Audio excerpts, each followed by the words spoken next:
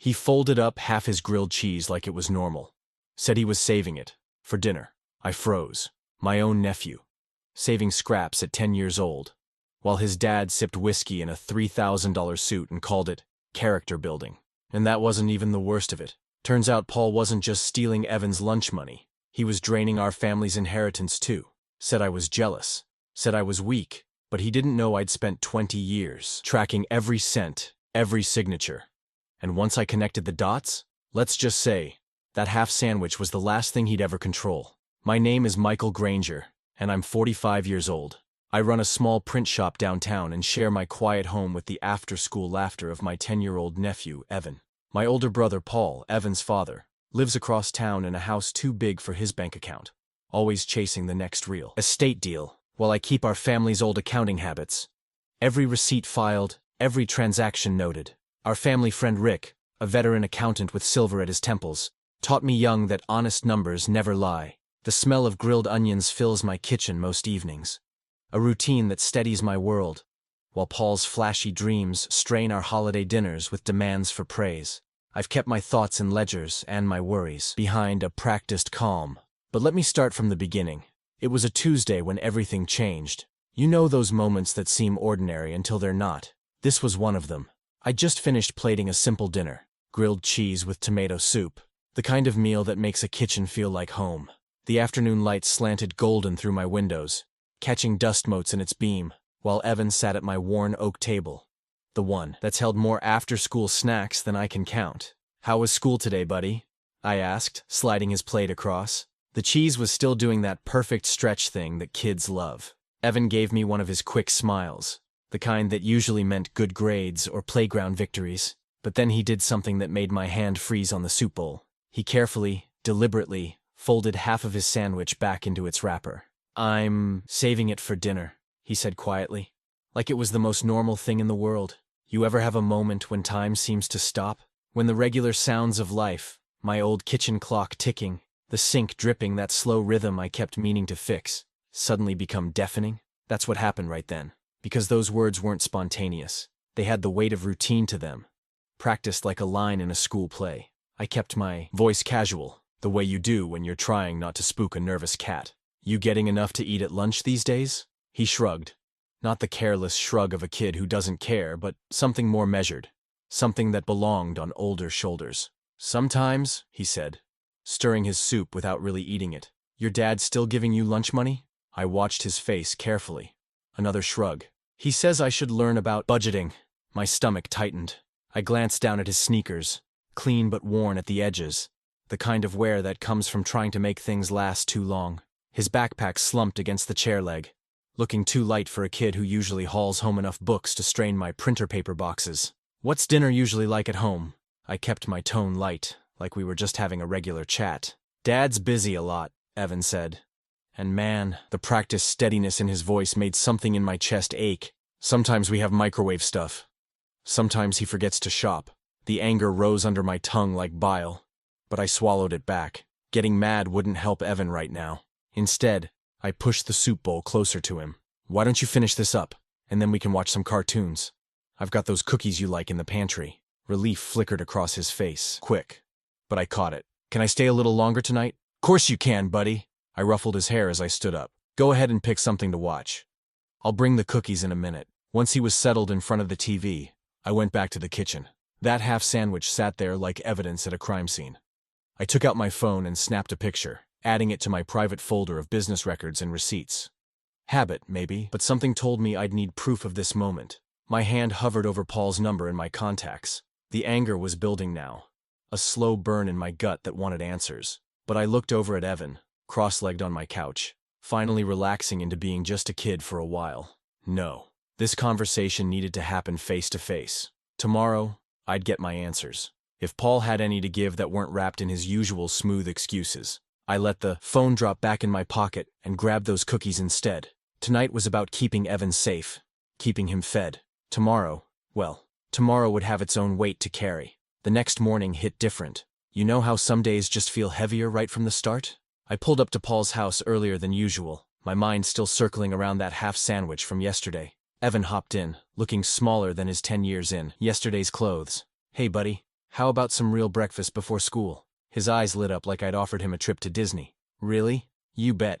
I know this place that does eggs just right. I'd never seen a kid so excited about breakfast food. Ever notice how the simple things hit harder when you realize someone's been going without? The diner was quiet. Just a few regulars nursing their coffee. While we waited for our order, I pulled out my phone and pulled up that photo from yesterday. Not to show him, just to keep my thoughts straight. The vinyl booth squeaked as Evan settled in, his backpack tucked close like always. So, I started, keeping it casual. How are things at home? Dinner turn out okay last night? He pushed his fork around, making little patterns in the paper placemat. Dad came home late. But it's okay.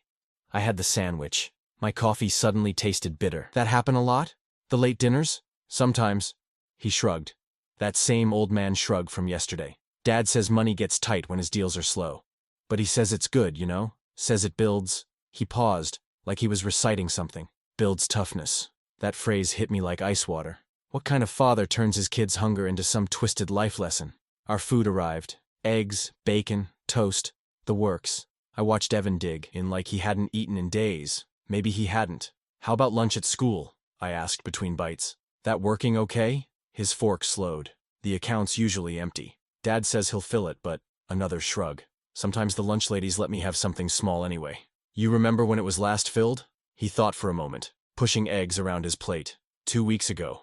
But it only lasted 3 days. I made a mental note. 2 weeks? 3 days of lunches? Evidence? Like those receipts I keep filed away. Hey, Uncle Mike? His voice got quiet. Please don't tell Dad we talked about this. He says I shouldn't complain. Something in my chest twisted hard. No complaints here, buddy. Just breakfast with my favorite nephew. I pulled out a paper bag I'd packed earlier. And look at that. I accidentally made too many snacks. Mind holding on to these for me? His smile came back. Small, but real.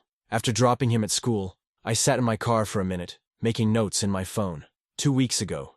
3 days of lunches. I remembered Paul bragging about some new real estate venture around that time. Something about flipping houses in the suburbs. I called the school office, introducing myself as Evan's uncle, authorized on his contact list. The secretary's voice softened when I mentioned checking his lunch account. Oh yes, we've been concerned.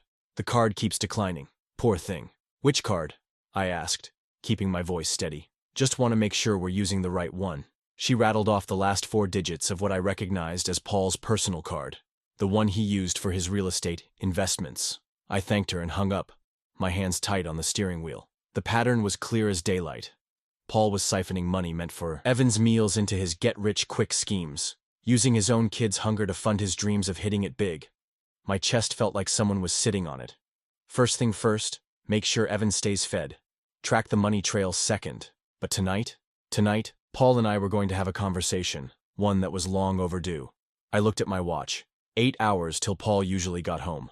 8 hours to get my thoughts straight, to plan how to confront a brother who'd turned his son's basic needs into a piggy bank for his ambitions. You know that feeling when you're cooking and everything just feels right? That's how it was that evening. I had the kitchen windows cracked, letting in that late afternoon breeze while I worked on a proper meal. Nothing fancy, just honest food done right. Meatloaf, mashed potatoes, green beans with bits of bacon. The kind of dinner that sticks to your ribs and makes the whole house smell like home. Evan sat at my kitchen counter doing homework while I cooked, and I couldn't help noticing how his eyes kept drifting to the oven. Kept my voice casual, though. No need to make him self-conscious. Hey, buddy, want to set the table? I asked, pulling plates from the cabinet. And grab the butter while you're up. Remember when you were a kid, how the best meals were always the ones where nobody made a big deal about things? That's what I was aiming for. Just a normal dinner with his uncle. Nothing to see here. When I set that full plate in front of him, though, his eyes got wide. All of this is for me? Sure is. I kept my tone light, like it was any other Tuesday. And there's plenty more where that came from. You should have seen him dig in. Not rushing exactly, but steady, like someone who knows what it means to be hungry. I pretended to be real interested in my own plate while he worked through his first helping. When he glanced at what was left in the serving dishes, I just pushed them closer. Help yourself, kiddo. I always make too much anyway. While he got seconds, I was already thinking ahead. Had my phone on the counter taking screenshots of his school lunch account info I'd gathered earlier. Dating everything, noting details. That old habit of keeping records was about to come in handy. After dinner, I packed up a good portion of leftovers while Evan wasn't looking. Slipped the container into his backpack with a casual, "Oh hey," Found some Tupperware that needs returning to your dad, just in case Paul decided to get nosy about what came home with his son. The drive to Paul's place was quiet. Evan had that satisfied, sleepy look kids get after a real meal. I kept things normal, talking about his math homework, asking about his favorite cartoon shows. No need to put any weight on his shoulders about what was coming next. Once I'd dropped him off, I parked around the corner and pulled out my phone. Created a new folder called Household Evan and started organizing everything I'd collected. The photo of that saved sandwich, screenshots of the lunch account, dates and amounts I'd noted. Even jotted down some bullet points to keep myself focused. Hands were steady, but I could feel my pulse picking up. Funny how anger does that. Makes everything sharper, clearer, but I couldn't let it drive. Had to keep my head straight. When I heard his garage door open, I gave it 5 minutes before walking up to his front door. The neighborhood was quiet except for some kids playing down the street. I knocked twice, firm but not aggressive. Paul's living room was like always. That massive TV casting, blue light everywhere, shopping boxes stacked in corners. Probably more investment purchases he couldn't afford. He sprawled on his leather couch like nothing in the world could touch him. "Hey bro, what brings you by?" He had that easy grin, the one that used to charm bank managers and real estate agents before they got wise. I stayed standing, kept my voice level. "Need to talk about Evan's lunch account at school. Seems there's been some issues with the card declining." And there it was, that little smirk, rising to the surface like oil on water. The same look he'd get when we were kids, and he'd been caught in a lie but thought he was too smart to get in trouble. "Oh, that?" He waved his hand. "Just a temporary cash flow thing. You know how it is with real estate. Money's tied up in investments. Building character though, right? Kids these days have it too easy." My jaw clenched, but I kept my face neutral. I hadn't come to argue. I'd come to get proof. And watching him sit there, dismissing his son's hunger like it was some kind of life lesson, I knew exactly what I needed to do next. I watched my brother lounge there on his leather couch, tossing his BMW key fob from hand to hand like it was some kind of trophy. The blue light from that massive TV made his face look hollow, or maybe that was just who he'd become. "Look, Mike," he said, stretching like we were discussing the weather. "A little discipline builds character. Kids these days? Too soft. Need to learn the value of $1. He caught the key fob and pointed it at me. I'm doing him a favor, really. Heat crawled up my neck. The same sensation I'd get as a kid when he'd break something of mine and claim it was an accident. But I wasn't a kid anymore. And this wasn't about my toys. This was about his son going hungry. "The school account, Paul," I pressed, keeping my voice steady. "It's been declining since September. That's not discipline. That's neglect." He sat up straighter. But that smirk didn't budge. "Hey, you know how it is in real estate right now. Got 3 deals about to break big. Massive properties out in Henderson. Once they close," he whistled low, "won't just be lunch money. We're talking college fund territory. October 12th, declined. October 15th, declined. November 1st, declined." I listed the dates from memory, watching his face. "Where's the money going, Paul?" That's when he showed his true colors. He stood up, stretched again like this whole conversation was boring him, and said those 2 words that changed everything. "Prove it." It wasn't confusion in his voice, wasn't even denial. It was pure contempt. For me, for Evan, for anyone who thought they could corner him. I unclenched my jaw deliberately, muscle by muscle, and let my voice drop low. "You know what, Paul? You're right. Proof is exactly what we need here." His smirk wavered for just a second. He probably expected me to blow up, to throw accusations around that he could easily dismiss later as my temper getting the best of me. Instead, I gave him a tight smile and headed for the door. The drive home was a blur. You ever have one of those moments where your mind is so focused, so crystal clear about what needs doing, that everything else just fades away? The streetlights, the other cars, they all seemed distant. What mattered was the plan forming in my head. Remember that old spiral notebook I kept in my desk? The one with the coffee ring on the cover? I pulled it out as soon as I got home and started writing. My hand was steady as I wrote. Anger has a way of doing that sometimes. Burning so hot it comes out the other side as ice-cold purpose. I created a new cloud folder and started uploading everything I already had.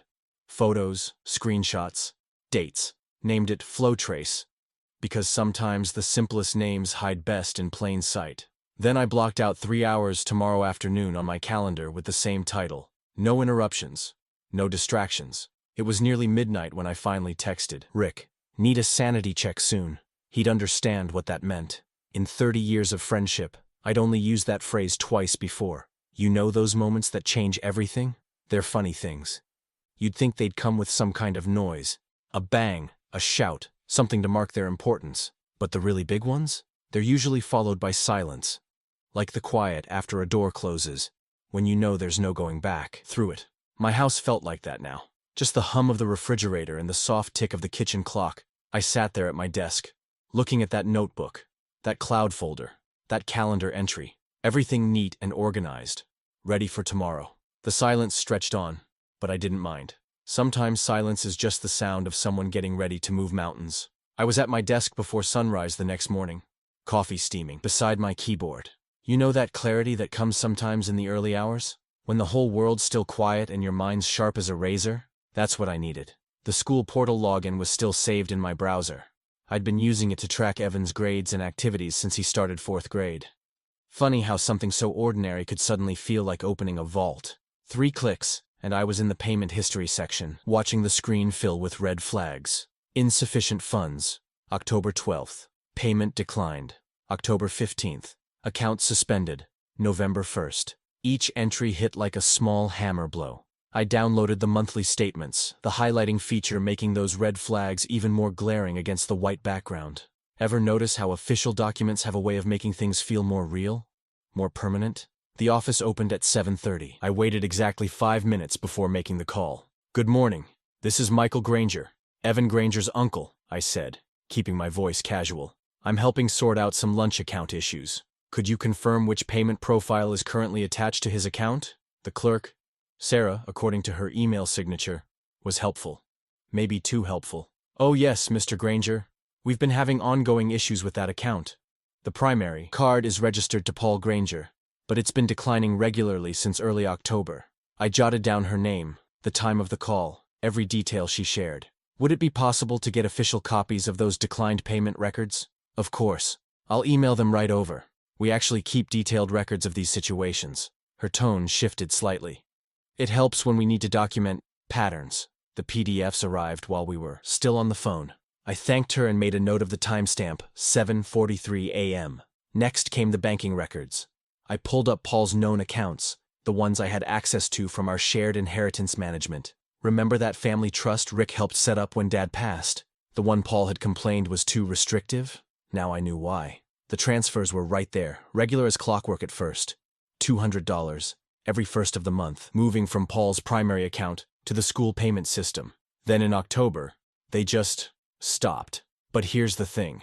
The money was still leaving his account, just going somewhere else. I grabbed my yellow sticky notes, the ones I usually save for tax season, and started marking the gaps. Amount withdrawn. Date. Destination account. The pattern was like a neon sign once you knew what to look for. My timeline took shape on a legal pad. Lunch denials on one side, withdrawals on the other. The correlation was perfect. Too perfect to be coincidence. Then came the hard part. I opened a new document and typed, "Memo to file, Evan Granger statement, date. Today." I wrote down everything Evan had told me about the missing lunches.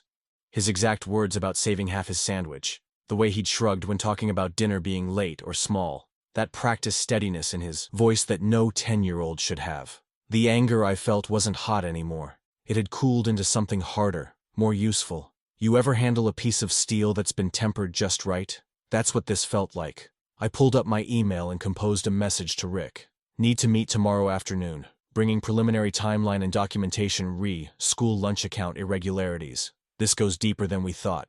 His response came back almost immediately. 2 p.m. Bring everything. Looking at my laptop screen, now full of open documents and spreadsheets, I checked the time. 9:15 a.m. 4 hours until I needed to pick up Evan from school. 4 hours to gather more proof. My coffee had gone cold. Forgotten during the search, but I didn't need it anymore. The numbers were starting to talk, just like Rick always said they would. And what they were saying made my skin crawl. Rick's office always reminded me of what professionalism should smell like. Fresh toner, dark roast coffee, and just a hint of leather from his ancient desk chair. The place was organized within an inch of its life, which told me I'd come to the right person. "Payer profile issues, huh?" Rick said, glancing up from the folder I'd handed him. His eyes had that focused look I'd seen during tax audits, like a bloodhound catching a scent. "Mind if I take a look at the source data?" I pulled up the school portal on my laptop and granted him read-only access. Ever watch someone who really knows their craft? Rick's fingers moved across the keyboard with the confidence of a master pianist. See these transfers to the school vendor? He pointed to a series of timestamps. Regular as a heartbeat until October. Then, he tapped a few keys, bringing up a different screen. Look here. Same amounts, different destination. Some kind of brokerage account. My stomach tightened.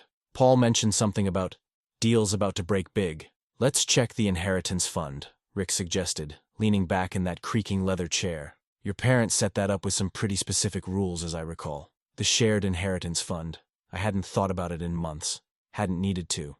It was supposed to be our safety net, split equally between Paul's family and mine.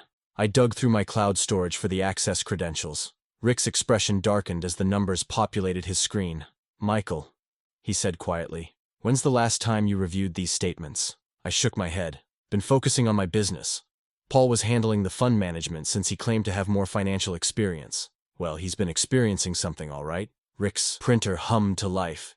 He grabbed the fresh sheets and started circling numbers in red pen. Look at these withdrawals.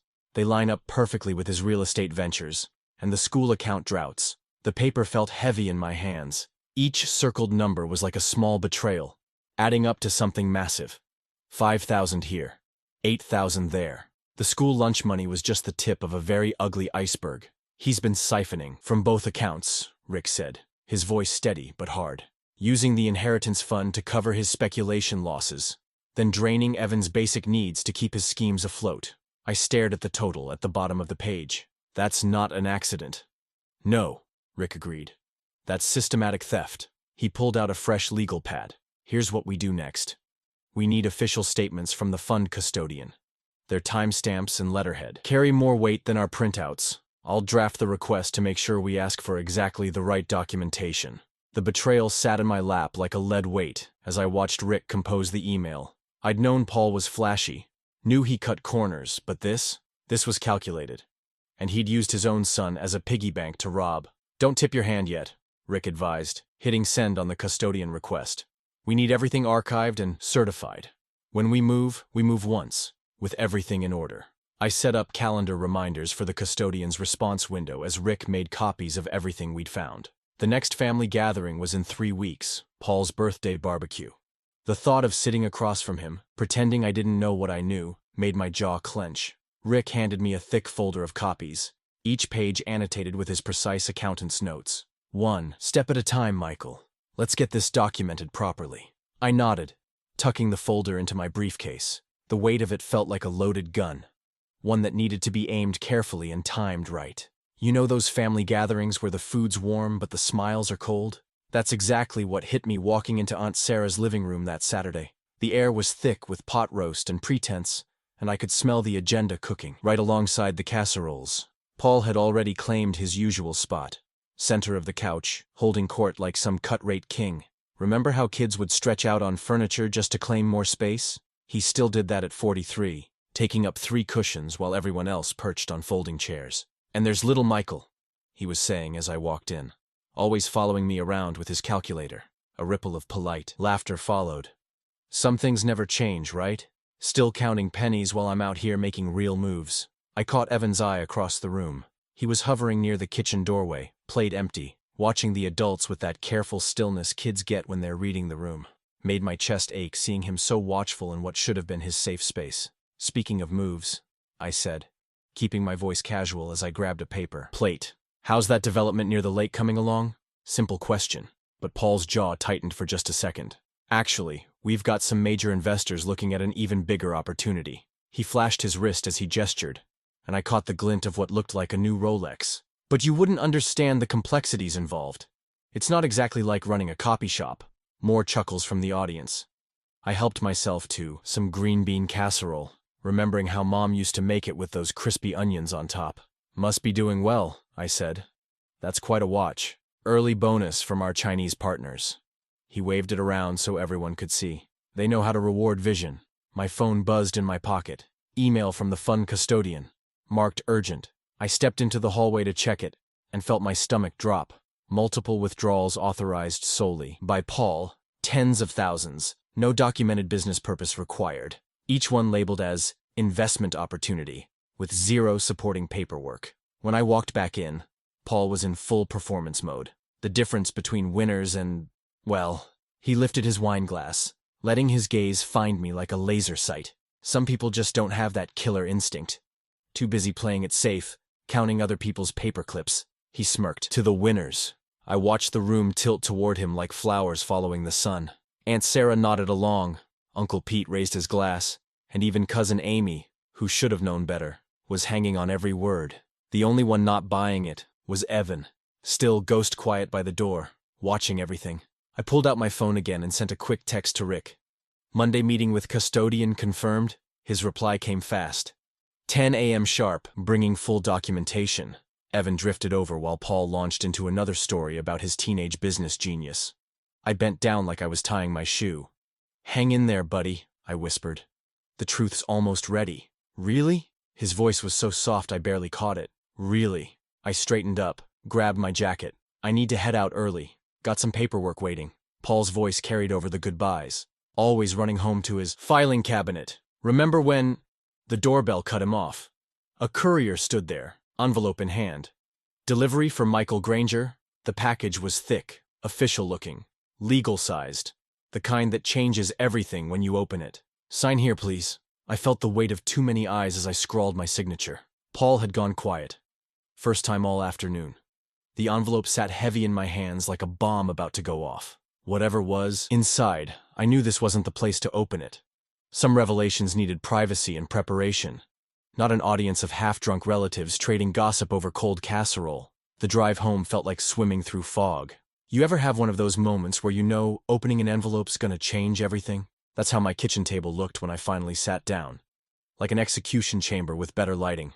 I flicked on my desk lamp, the one with the adjustable neck that I'd had since college. The familiar yellow circle it cast on the wood should have been comforting, but tonight it just highlighted my shaking hands as I broke the seal. The first page hit me like a slap. Notice of claim, regarding misappropriation of shared family trust assets. Below that, Paul's lawyer's letterhead, all fancy serif font and threatening language. I read it twice, carefully. Had to, because the first time through, the blood rushing in my ears made it hard to focus. Paul was claiming I'd mishandled our parents' inheritance fund, the same one I'd just caught him draining. The documentation painted me as some kind of scheming accountant, cooking books while poor. Trusting Paul built his business empire. Right there on page 3, circled it in red. Respondent must file counter-evidence within 60 days of receipt. Or summary. Judgment may be entered. 60 days.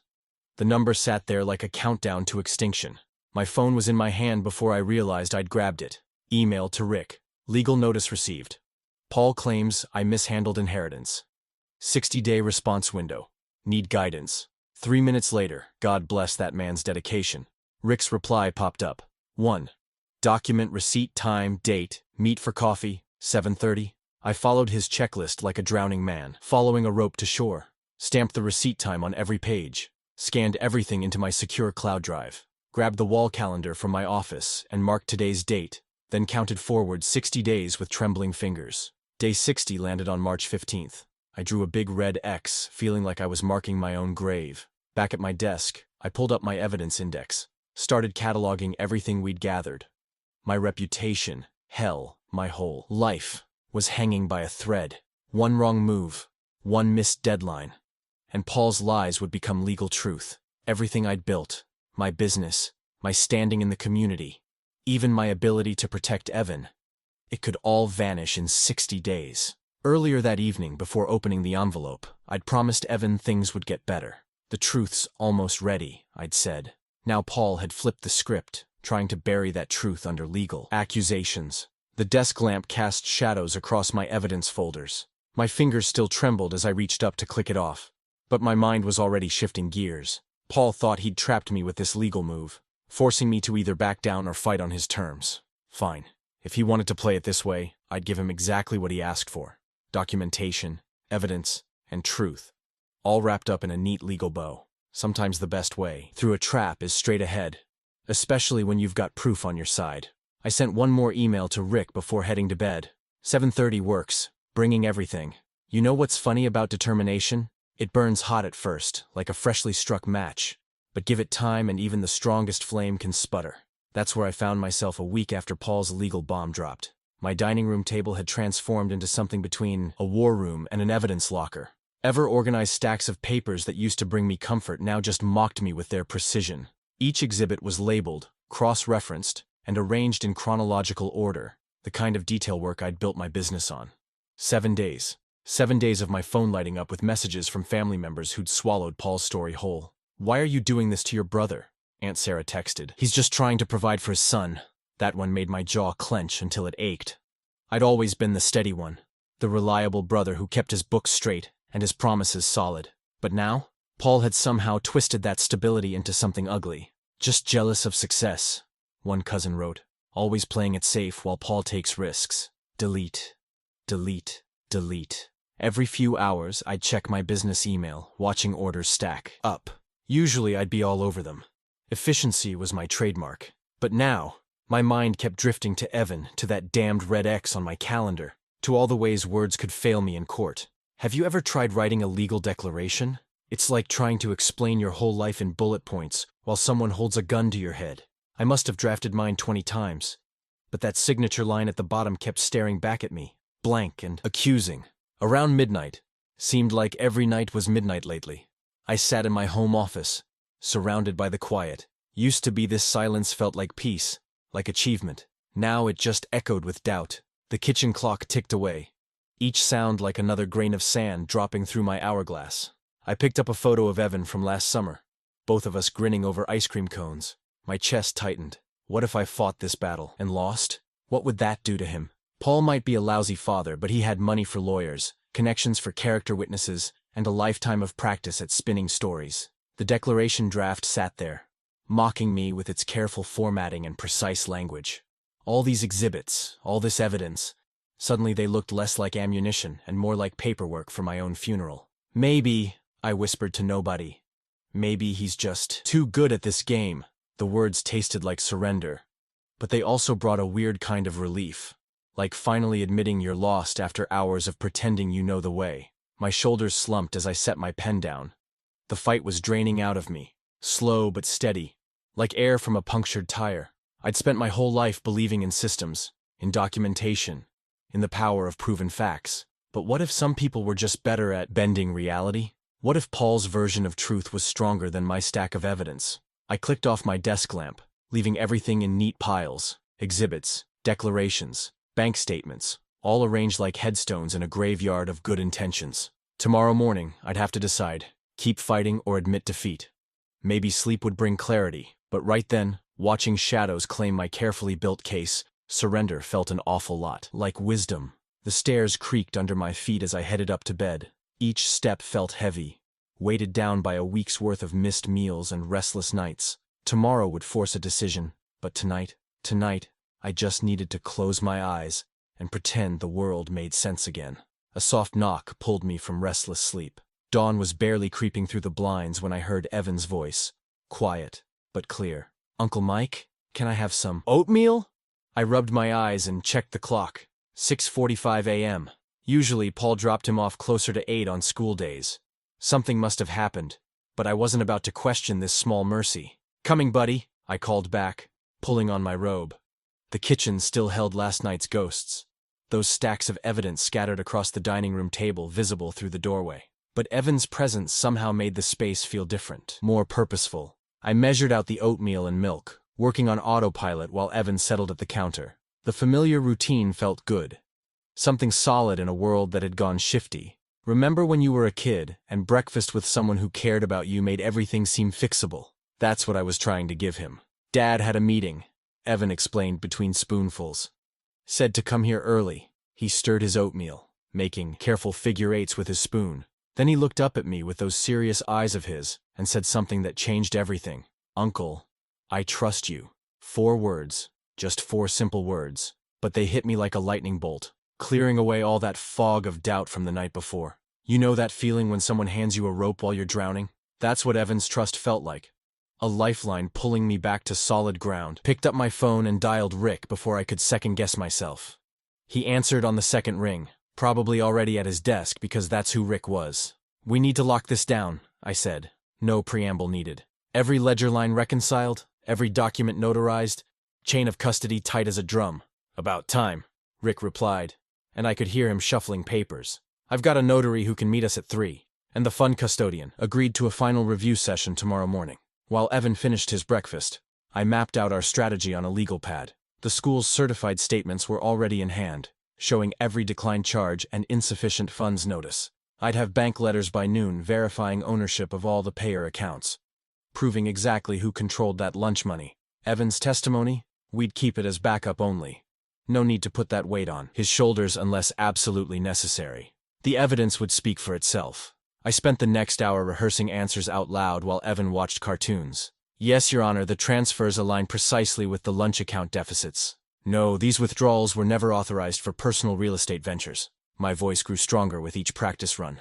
2 fresh binders came out of my office supply cabinet. The first, labeled Flow of Funds, Paul, would trace every dollar from inheritance to failed lunch payments. The second, Neglect, School Lunch, would document the pattern of deprivation. Each tab color-coded, each page numbered, each exhibit referenced in the master index. When it was time for school, I knelt down to Evan's level. "Thank you," I said, making sure he saw how serious I was. "Your trust means everything to me. I promise I'll carry it with me into that courtroom." He nodded, giving me one of his quick, shy smiles before heading out to my car. As I locked the front door, those binders tucked securely under my arm, I felt something else lock into place inside me. My spine was steel again. My mind was clear. Paul might have his smooth talk and his fancy lawyers, but I had something better. Truth in black and white, backed by a child's trust, and I was done being scared of shadows. The courthouse doors felt heavier than they looked. Know what I mean? Like they were built to remind you that justice has weight. I adjusted my grip on those binders, weeks of work compressed into 2 inches of paper and plastic, and checked my watch one last time. Inside that wood-paneled courtroom, everything echoed. Footsteps, whispers, the rustle of papers. It all bounced off those serious walls like the place was designed to amplify truth. Ever notice how some rooms just feel like they've heard it all before? My lawyer, Sarah Chen, Rick's top recommendation, sat ready at our table, precise as a surgeon with her documents laid out just so. She had this way of making complex things sound simple, which was exactly what we needed. I set our binders down carefully, like handling evidence at a crime scene. Paul swept in through the side door like he was entering a cocktail party. His tie was this electric blue thing that probably cost more than my best suit, and he kept adjusting it with these little theatrical tugs. Showtime for him, I guess, but I wasn't there for theater. "All rise," the clerk called out, and Judge Marshall took the bench. She had these reading glasses that made her look like everyone's stern aunt, the kind who could spot a lie at 50 paces. Sarah started with the school statements. "Your Honor, I direct your attention to Exhibit A." She laid out those lunch account records like dealing cards, each one showing another insufficient funds flag. I confirmed every date as we went, my voice steady as a metronome. "Mr. Granger, please identify the payer profile for these accounts," Sarah prompted. "Account holder Paul Granger, routing through First Metro Bank, account ending in 4721, I replied. The familiarity of numbers helped keep my voice level. We moved through the bank records next. Every withdrawal from Paul's accounts lined up with those school lunch failures like pieces in a puzzle. You could practically see the money flowing from Evan's meals into Paul's pocket. Then came the inheritance documents. The custodian's letters were devastating in their simplicity. Unauthorized transfers, improper allocations, clear patterns of personal use. Each piece of paper was another nail, and Paul's smirk started twitching at the corners. I'd made sure Evan's written statement would be enough. No need for him to sit through this circus. Sarah had helped arrange the stipulations so his testimony could stand without him having to take the stand. That boy had carried enough weight already. The ledger lines kept stacking up. Bank statements, transfer records, timeline correlations. Each one precise, notarized, and damning. Paul's lawyer tried, objecting once or twice, but the documents were too clean, too complete. The truth has a way of being simple when you let it. Judge Marshall's expression grew more grave with each exhibit. About halfway through the custodian's letters, she held up her hand. "The court will take a 15-minute recess to review these financial flows," she announced, gathering the papers with careful hands. The room emptied slowly, that wood paneling soaking up, the shuffle of feet and whispered conversations. I stayed at our table, hands flat on its surface, feeling the grain of the wood through my palms. Paul disappeared into the hallway with his lawyer, that blue tie finally crooked. When the bailiff called us back in, Judge Marshall's glasses were off, and her eyes had that look people get when they've seen something they can't unsee. "Would both parties approach the bench?" she said, her voice carrying that special kind of quiet that makes everyone lean forward. I stood up, straightened my jacket, and walked those 10 steps to the bench. Paul did the same from his side, though his swagger had lost some of its bounce. The judge held her gavel at half-mast, like she was weighing it along with her words. "I have some final questions regarding authorization and intent," she said, looking between us. The room went still as a photograph, everyone frozen in place, waiting for what came next. You ever notice how the biggest moments in life happen in perfect silence? That's how it was when Judge Marshall looked up from her notes. "The court finds the defendant's claim without merit and dismisses it with prejudice," she declared, each word dropping like a stone into still water. But she wasn't done. Furthermore, regarding the inheritance fund, I felt my hands grip the table's edge as she continued.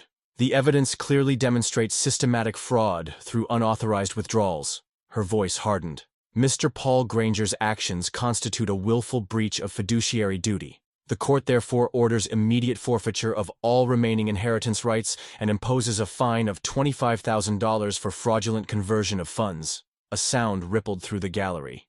That soft intake of breath people take when they witness someone's facade crumbling. I glanced back just once. Mrs. Peterson from 3 doors down was whispering to her husband, her eyes wide with shock. The Thompsons, who'd always praised Paul's business acumen at neighborhood cookouts, were staring at him like they'd just found a snake in their garden. "He starved his own child," I heard someone murmur. The word "starved" seemed to slither through the rows of seats, carrying with it the poison of Paul's true nature. "Thank you, Your Honor," I said, my voice steady. Sarah was already requesting certified copies of the order. Professional to the end, that woman. Paul stood frozen at his table, that electric blue tie now looking more like a noose. His lawyer was whispering urgently in his ear, but Paul's face had gone blank, the way a TV screen does when someone pulls the plug. Walking out of that courtroom felt like stepping into a different world. The afternoon sun hit my face, warm and clean, as my phone started buzzing in my pocket. Messages from aunts, cousins, uncles, all of them short, some apologetic, others just confused. I let them buzz. Those conversations could wait. First call I made was to Rick. He picked up on the first ring. "We did it," I said simply. "No, my friend," Rick replied, and I could hear his smile. "You did it. You kept your head and let the numbers tell their story. Couldn't have done it without you, Rick. I mean that. Buy me a beer sometime. That'll square us." After we hung up, I dialed Evan's number. Paul had at least let him keep his phone. "Hey, buddy," I said when he answered. "How about dinner at my place tonight?" "Really?" His voice lifted like a kite catching wind. "Really. I've got something special planned." I stopped at Miller's butcher shop on the way home.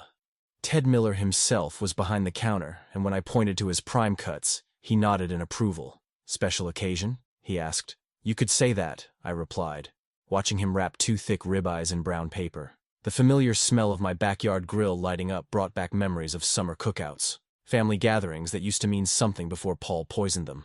But this was different. This was reclaiming something. When Evan arrived, his eyes went straight to the steaks sizzling on the grill. "Both of those for us?" he asked, like he couldn't quite believe it. "Both of them," I confirmed, "and we're eating every bite." The meat came off the grill perfect. Ted's cuts never disappointed. I plated them with baked potatoes and grilled asparagus, no holding back on portions. Watching Evan take his first bite, seeing that smile spread across his face, I felt the last of the tension leave my shoulders. The house seemed to exhale with me, settling back into its natural rhythm. No more shadows in the corners, no more weight of unspoken truths. Just the sounds of dinner being enjoyed, knife and fork against plate, and conversation flowing easy. I raised my fork with my first bite and caught Evan's eye. "Remember something, buddy," I said. "A real man provides, he doesn't steal."